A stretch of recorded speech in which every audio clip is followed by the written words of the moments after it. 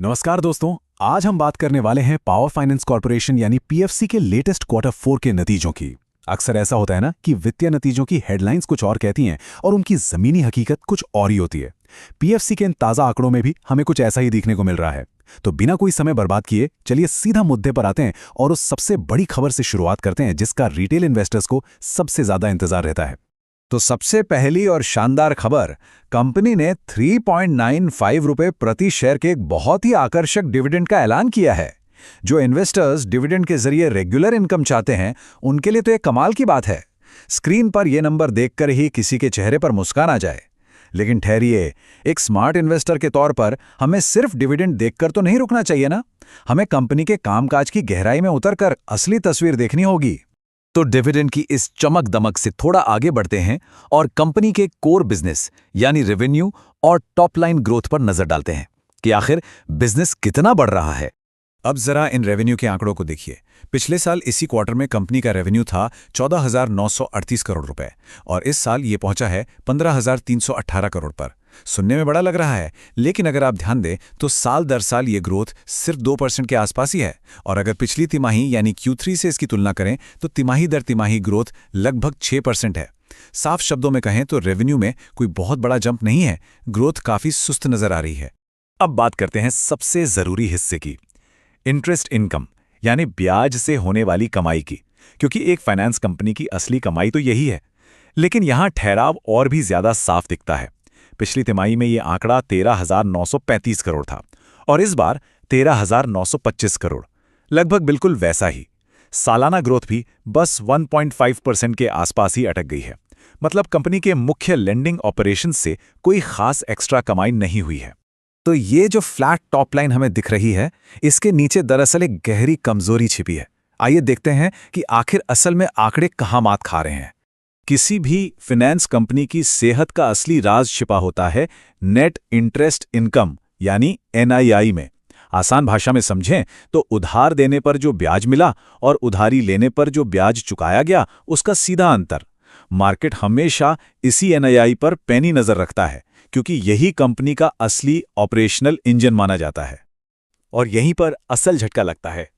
वास्तविक NII न सिर्फ पिछली तिमाहियों से नीचे गिरा है, बल्कि बाजार की उम्मीदों से भी कोसों दूर रह गया है। असल आंकड़ा सिमट गया है 5,523 करोड़ रुपए पर, जबकि बाजार को कम से कम 6,200 से 6,300 करोड़ की उम्मीद थी। ये सच में एक बहुत बड़ा मिस है, जो साफ इशारा कर रहा है कि कोर परफॉर्मेंस में गिरावट आ रही है। अब जब मुख्य कमाई गिर रही है, तो फाइनल मुनाफे यानी बॉटम लाइन के आंकड़े क्या कहानी कह रहे हैं?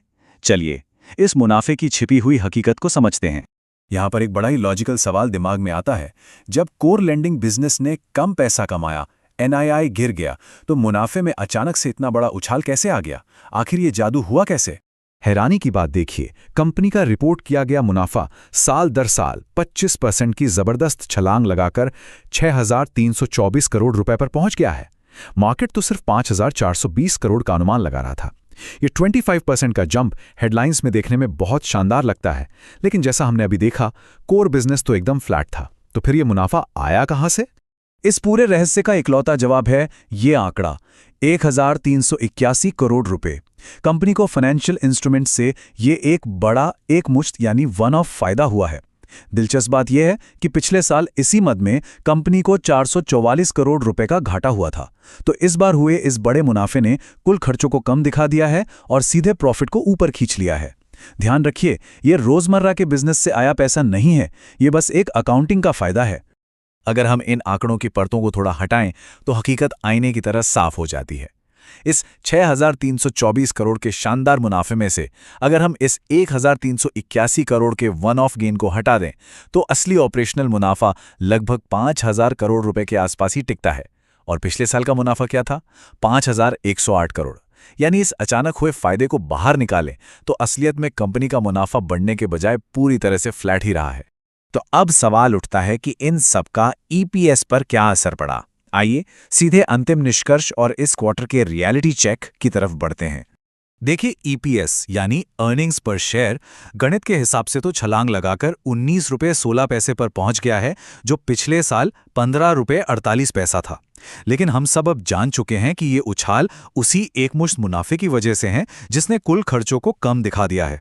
ईपीएस भले ही बढ़ा हुआ दिख रहा हो, लेकिन जो असली कहानी हमने एनआईआई और कोर रेवेन्यू में देखी वो बिल्कुल भी नहीं बदली है। तो आज के इस पूरे एक्सप्लेनर का निचोड़ क्या है? बुनियादी आंकड़े साफ तौर पर कमजोर हैं, हमारा अंडरलाइंग रेवेन्यू स्थिर है और सबसे जरूरी नेट इंटरेस्ट इनकम गिर रही है। लेकिन इस पूरी कमजोरी को फाइनेंशियल इंस्ट्रूमेंट से हुए एक अचानक लाभ ने बहुत ही खूबसूरती से ढक लिया है।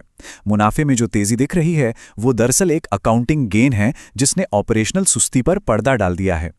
अब नतीजे तो हमारे और आपके सामने हैं, लेकिन सबसे बड़ा और दिलचस्प सवाल अभी भी बाकी है।